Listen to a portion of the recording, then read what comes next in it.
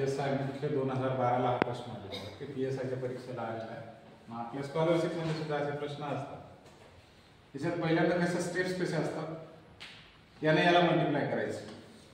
ठीक आहे, अगोदर आपण काय करूया, 3 अधिक 1 भागिले 1, 3 मायनस 1 भागिले 3 प्लस 1 भागिले 3. पहिल्यांदा याला सोडून घ्यायचं.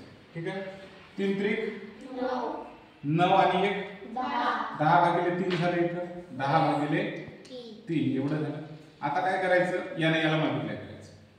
ठीक आहे, 3 ने 1 ला मल्टिप्लाय केलं, 3 1 3 म्हणजे 3 इथं झाला. बरोबर आहे, 3 1 3 म्हणजे 3 इथं झाला.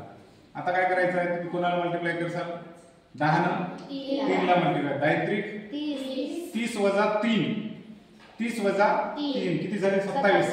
27 भागिले 10. बरोबर आहे, 27 भागिले 10 झाले.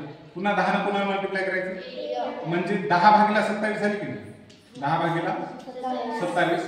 आता 27 ने कोणाला मल्टिप्लाय करायचं, 3 ला. किती झाले, 27 त्रिक 7 त्रिक 21, 21 चे 1 हातचे 2, 3 2 6 7 8 81 झाले.